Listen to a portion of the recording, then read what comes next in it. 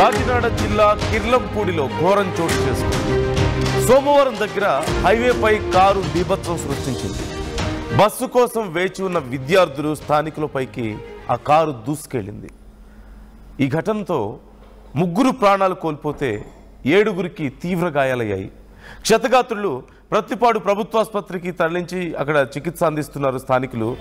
Car front tyre పేలడంతోనే ఈ పెను ప్రమాదం చోటు చేసుకుందంటూ తెలుస్తోంది. మృతులు మోర్త ఆనందరావు, మోర్త కొండయ్య, కాకాడ రాజుగా తెలుస్తోంది. మనం స్క్రీన్లో చూస్తున్నాం.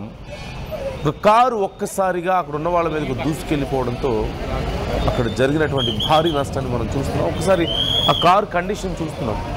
ఎంత పెద్ద యాక్సిడెంట్ జరిగిందనేది, ఎంత పెద్ద డిస్ట్రక్షన్ అక్కడ జరిగిందనేది మనం చూస్తున్నాం. ఒక్కసారిగా అక్కడ ఉన్నటువంటి చిన్న పిల్లలు అక్కడున్న ప్రయాణికుల మీదకి దూసుకెళ్ళినట్లుగా తెలుస్తుంది. ఈ నేపథ్యంలో 3 ప్రాణాలు కోల్పోయారు, మరొక 7గురికి తీవ్ర గాయాలయ్యాయి. ఆ ప్రాణాలు కోల్పోయిన ఆ కుటుంబ సభ్యులు చూస్తున్నాం, వారి కుటుంబ సభ్యుల ఆర్తనాదాలు అక్కడ మనం చూస్తున్నాం. వారు పడుతున్నటువంటి బాధ, గుండెలు బాదుకుంటూ తమ వాళ్ళు ఇక లేరన్నటువంటి ఆ చేదు నిజం దిగమింగలేక వాళ్ళు పడుతున్నటువంటి బాధని ఒకసారి మనం చూడొచ్చు. అంటే ఏ తప్పు చేయకుండా, ఏ పాపం తెలియకుండా రోడ్డు పక్కన నించున్న వాళ్ళ మీదకి ఒక్కసారిగా కారు రావడం, వాళ్ళ ప్రాణాలు పోవడం, వాళ్ళ కుటుంబాలు రోడ్డున పడడం ఎంత దారుణమైన స్థితి. మరోవైపు ఆ ప్రమాదానికి కారణమైనటువంటి కారు మనం చూస్తున్నాం. ఇప్పటికీ అందుతున్నటువంటి సమాచారం ప్రకారం అయితే ఆ ఫ్రంట్ టైర్ పేలడంతోనే ఈ ఘటన జరిగినట్లుగా తెలుస్తుంది. టైర్ పేలడంతో ఆ వేగంలో ఒక్కసారిగా అదుపు తప్పి బస్సు కోసం వెయిట్ చేస్తున్నటువంటి ఆ విద్యార్థుల మీదకి, స్థానికుల మీదకి దూసుకెళ్ళినట్లుగా తెలుస్తుంది. ఒక్కసారి ఇప్పుడు నేను చెప్తున్న వార్త కొంచెం కఠినంగా ఉండొచ్చు, సున్నిత మనస్కులు కలవరపడొచ్చు, జాగ్రత్తలు తీసుకోవాలని RTV మీకు సూచిస్తుంది. Viewers description advised. వార్తను మీకు పూర్తిగా చేరవేయడమే నా ఉద్దేశం. ఒక్కసారి అక్కడ ఉన్నటువంటి పరిస్థితిని నేను మీకు చూపించే ప్రయత్నం చేస్తాను. వాళ్ళ కుటుంబ సభ్యుల పరిస్థితి కానీ, ఆ ఘటన జరిగిన తర్వాత అక్కడి పరిస్థితి కానీ ఒక్కసారి నేను మీకు క్లియర్గా చూపిస్తాను.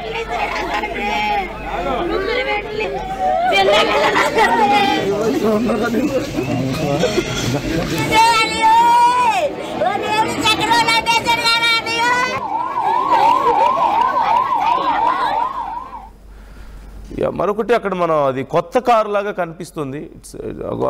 అది ఒక ఫంక్షన్కి సంబంధించిన కారు లాగా కనిపిస్తుంది. మనం చూడొచ్చు ఆ కార్కి కొన్ని రోజెస్ పెట్టారు, రిబ్బన్స్ పెట్టారు. సో అది ఒక ఫంక్షన్కి వెళ్ళేటువంటి కారు లాగా కనిపిస్తుంది. ప్రకాష్ జాయిన్ అవుతున్నారు, మా ప్రతినిధి. ప్రకాష్ అడిగి తెలుసుకుందాం అసలు డీటెయిల్స్ ఏంటనేది. ప్రకాష్, రోడ్డు పక్కనున్న వాళ్ళ మీదకి కారు దూసుకెళ్ళింది అంటూ తెలుస్తుంది. 3 ప్రాణాలు కోల్పోయారు, 7గురు గాయపడ్డారు. బట్ ఇది అసలు ఎలా జరిగింది? టైర్ పేలడమే కారణమా, ఇంకేదైనా కారణం ఉందా? స్థానికులు ఏమంటున్నారు, పోలీసులు ఏమంటున్నారు? నందు, ఈ ఘటనపై అయితే ప్రస్తుతం పోలీసులు సంఘటన స్థలాన్ని చేరుకున్నారు. అలాగే దీనిపై విచారణ అయితే చేపడుతున్నటువంటి పరిస్థితి. ప్రధానంగా చూసుకుంటే ఈ రోజు ఉదయం సరిగ్గా 7:30 ప్రాంతానికి ఉదయం అందరూ కూడా స్కూల్కి వెళ్ళే విద్యార్థులు ఉన్నారు. వాళ్ళందరూ కూడా పక్కన పనులకు వెళ్ళేటువంటి వాళ్ళు ఉన్నారు. ఈ నేపథ్యంలో సరిగ్గా ఏదైతే సోమవారం నేషనల్ 16 జాతీయ రహదారి వద్ద బస్ స్టాప్ దగ్గర అయితే వెయిట్ చేస్తున్నటువంటి కొంతమంది స్కూల్ విద్యార్థులు, అలాగే వీళ్ళిద్దరు సమయంలో ఒక్కసారిగా అన్నవరం నుంచి పెళ్లి చూసుకుని తెల్లవారు అంటే ఉదయాన్నే ఇక్కడికి జగ్గంపేట సమీపంలో అయితే వెళ్తున్నారు. ఈ నేపథ్యంలో సరిగ్గా ఇక్కడికి వచ్చేసరికి సోమవారం వద్ద వచ్చేసరికి టైర్ ఒక్కసారిగా పేలిన నేపథ్యంలోనే ఇటుగా ఇక్కడ కాంప్లెక్స్ దగ్గర వెయిట్ చేస్తున్న వారిపై ఒక్కసారిగా దూసుకొచ్చింది. ఈ సంఘటన స్థలంలో స్పాట్ లోనే 3 అక్కడికక్కడే చనిపోయినటువంటి పరిస్థితి. మరొక 6గురికి అయితే తీవ్ర గాయాలయ్యాయి.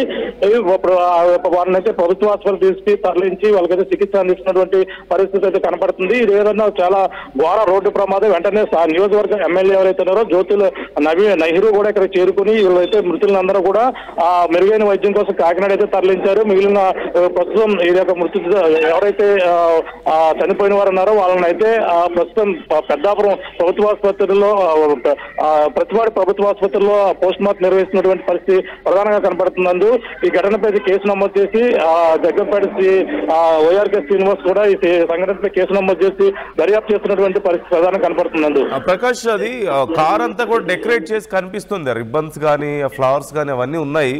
అదేదైనా పెళ్లికి ఏదైనా శుభకార్యానికి వెళ్తున్న కారా?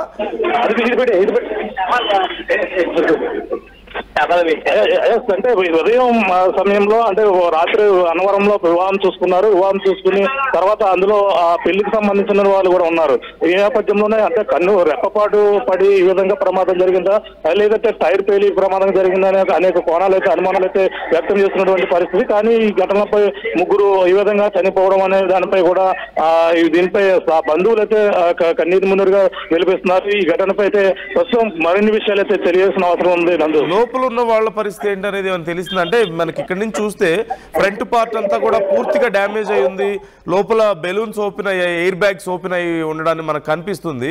అట్ ది సేమ్ టైం అక్కడ బస్ స్టాప్ దగ్గర స్కూల్ పిల్లలు ఉన్నారంటూ కూడా తెలుస్తుంది కదా. పిల్లల పరిస్థితి ఏంటి? వాళ్ళకి ఏం కాలేదు కదా?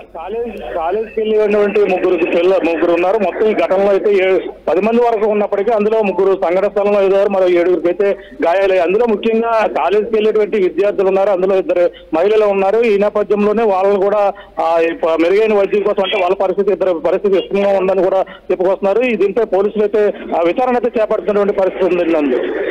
లోపల ఉన్న వాళ్ళ సంగతి ఏమైనా తెలిసిందా ప్రకాష్ మనకి? కారు లోపల ఉన్న వాళ్ళ కండిషన్ ఏమైనా తెలుస్తుందా? ఉన్న వాళ్ళు ఉన్న పెళ్లి బృందం ఎవరైతే ఉన్నారో వాళ్ళకైతే స్వల్ప గాయాలు అయితే తగినట్టుగా తెలుస్తుంది. అంటే ఇంకా పూర్తి వివరాలు అయితే తెలియాల్సిన పరిస్థితి ఉంది. ప్రస్తుతం అయితే సంఘటన స్థలానికి అయితే చేరుకున్నటువంటి పరిస్థితి ఉంది. ఇప్పుడు అయితే ఇక్కడ ఎటువంటి పరిస్థితులు ఉన్నాయి అనేది కూడా ఇక్కడ స్థానికులు కూడా జరిగినటువంటి తీరుపై కుటుంబ సభ్యులు కావచ్చు అందరూ కూడా వచ్చి ఇక్కడైతే కన్నీరు మున్నీరుగా వెలిపిస్తున్నారు. నందు థ్యాంక్ యూ ప్రకాష్. ఎప్పటికప్పుడు అప్డేట్స్ అందిస్తూ ఉండండి. వాళ్ళ కండిషన్ ఎలా ఉంది, కేసు విచారణ ఎలా జరుగుతుంది అనే దానికి సంబంధించి మనం ఒక్కసారి చూడొచ్చు. అది ఒక పెళ్లి కారుగా తెలుస్తుంది. పెళ్లికి వెళ్ళి వస్తుంది కారు. పెళ్లిలో సహజంగా పెళ్లి కొడుకుని పెళ్లి కూతుర్ని తీసుకువెళ్ళడానికైనా సరే, వాళ్ళని ఊరేగింపుగా తీసుకువెళ్లే సందర్భంలో అయినా సరే ఈ కారును ఉపయోగించేటట్లుగా కనిపిస్తుంది మనకి. ఆ కారు చుట్టూ రోజెస్ కనిపిస్తున్నాయి, మనకి ఫ్లవర్స్ కనిపిస్తున్నాయి, రిబ్బన్స్ కనిపిస్తున్నాయి, చాలా నీట్గా కనిపిస్తుంది. సో ఒక శుభకార్యానికి వెళ్ళి వస్తున్న సందర్భంలో ఆ పెళ్లికి వెళ్ళిన వాళ్ళే ఆ కారులో వస్తున్న సందర్భంలో ఈ ఘటన జరిగినట్లుగా తెలుస్తుంది. ఒక శుభకార్యం నుంచి వస్తూ చివరికి ఇంత దారుణమైనటువంటి ప్రమాదానికి గురయ్యారు. ఆ ఫ్రంట్ పార్ట్ అంతా పూర్తిగా నుజ్జు అయిపోయింది. అంటే ఎంత బలంగా వెళ్ళి ఆ కారు తగిలింది అనడానికి, అంటే ముగ్గురు ప్రాణాలు స్పాట్లోనే అక్కడికక్కడే ముగ్గురు ప్రాణాలు కోల్పోయారంటే ఒకసారి మనం చూడొచ్చు ఆ కారు ఎంత బలంగా వెళ్ళి తగిలింది అనేది. ఆ ఫ్రంట్ పార్ట్ అంతా నుజ్జైపోయింది. అండ్ వీ కెన్ సీ అక్కడ ఒక చిన్న బైక్ కూడా కనిపిస్తుంది, 2 వీలర్ కనిపిస్తుంది. ఆ బైక్ కూడా డ్యామేజ్ అయిపోవడానికి మనం చూస్తున్నాం. ముగ్గురు ప్రాణాలు కోల్పోయారు, మరొక 7గురికి గాయాలయ్యాయి. అందులో కాలేజ్ స్టూడెంట్స్ ఉన్నట్లుగా తెలుస్తుంది. మృతుల సంఖ్య మరింత పెరిగే అవకాశం ఉందంటూ చెప్తున్నారు. మరోవైపు అక్కడ హాస్పిటల్ దగ్గర సిచ్యువేషన్ మనం చూస్తున్నాం. ప్రాణాలు కోల్పోయినటువంటి వాళ్ళ కుటుంబ సభ్యులు, వాళ్ళ బంధువులు అక్కడ కన్నీరు మున్నీరుగా ఏడుస్తున్నారు, గుండెలు బాదుకుంటూ ఏడుస్తున్నారు. ఏ పాపం తెలియని తమ కుటుంబ సభ్యులు, తమ మిత్రులు, రోడ్డు పక్కన నించున్న వాళ్ళు ఒక్కసారిగా ఇలాంటి ఘటనలో ప్రాణాలు కోల్పోతే, లేదంటే తీవ్రమైనటువంటి గాయాలతో కొంతమంది ప్రాణాపాయ స్థితిలో ఇప్పుడు హాస్పిటల్లో ఉంటే ఎవరిని బ్లేమ్ చేయగలుగుతారు? వాళ్ళు ఎవరినని అడగగలుగుతారు? వాళ్ళకి జరిగిన నష్టాన్ని తలుచుకొని ఎంత బాధపడుతుంటారో మనం ఒక్కసారి అర్థం చేసుకోవచ్చు. మరోవైపు ఎవరిని అడగాలి? ఆ కారు అంత దారుణమైన పరిస్థితిలో ఉంది. ఆ కారులో ఉన్నవాళ్ళు గాయాల పాలైనట్లుగా తెలుస్తుంది. మరోవైపు వీ కెన్ సీ లోపల ఉన్నటువంటి ఎయిర్ బ్యాగ్స్ ఓపెన్ అయ్యాయి. ఫ్రంట్ పార్ట్ అంతా పూర్తిగా నుజ్జైపోయింది మనకు కనిపిస్తుంది. సో లోపల ఉన్న వాళ్ళకి గాయాలైనట్లుగా తెలుస్తుంది. ఎవరు సమాధానం చెప్పలేని పరిస్థితి, ఏం జరిగిందో తెలియదు. చివరికి వాళ్ళ కుటుంబ సభ్యులను కోల్పోయారు. ఆ పెద్దవాళ్ళు చూస్తున్నాం, మహిళలు, పెద్దవాళ్ళు ఎలా నిస్సహాయ స్థితిలో వాళ్ళు ఏడుస్తున్నారో మనకు కనిపిస్తుంది. సో పోలీసులు కేసు నమోదు చేసుకుని దర్యాప్తు చేస్తున్నారు. కారు టైర్ పేలడం వల్ల ఆ వేగంలో అదుపు తప్పి ఒక్కసారిగా దూసుకొచ్చింది అని కొంతమంది చెప్తున్నారు. మరి కొంతమంది లేదు, వేగంగా డైరెక్ట్గా కారు అలా దూసుకొచ్చేసింది, టైర్ పేలడం కాదు అని చెప్పి మరికొంతమంది అంటున్నట్లుగా తెలుస్తుంది. కారణం ఇంకా పూర్తిగా మనకు తెలియలేదు. పోలీసులు దీనికి సంబంధించి విచారణ చేస్తున్నారు. కానీ జరగాల్సినటువంటి భారీ నష్టం అయితే జరిగింది. ఒక శుభకార్యానికి వెళ్ళొస్తున్నటువంటి కారు ఇలాంటి ఒక దారుణానికి చివరికి గురైంది, ఒక దారుణమైనటువంటి ప్రమాదానికి గురైంది. మాటల్లో చెప్పలేని నష్టం. రోడ్డు పక్కన ఆగున్నటువంటి ముగ్గురు అమాయకులు ప్రాణాలు కోల్పోయారు, 7గురు తీవ్రంగా గాయపడ్డారు. కాలేజ్ స్టూడెంట్స్ ఉన్నారు. వాళ్ళ పరిస్థితి కొంత సీరియస్గా ఉన్నట్లుగా తెలుస్తుంది. ఆ కుటుంబాలు రోడ్డును పడ్డటువంటి సందర్భం కనిపిస్తుంది. ఎవరికి అర్థం కావడం లేదు ఏం జరిగిందో అక్కడ.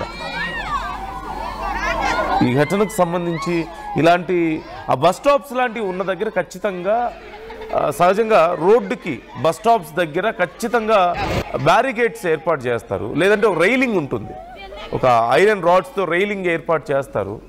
ఇట్ సీమ్స్ లైక్ అక్కడ ఆ రైలింగ్ కనిపించడం లేదు మనకి. చూస్తున్నాం అదిగో బస్ స్టాప్ కనిపిస్తుంది, బస్ స్టాప్కి ముందు ప్రొటెక్టివ్ రైలింగ్ మనకి ఎక్కడ కనిపించడం లేదు. మేబీ ఒకవేళ అది ఉండుంటే ఇంత ప్రమాదం జరిగి ఉండేది కాదేమో.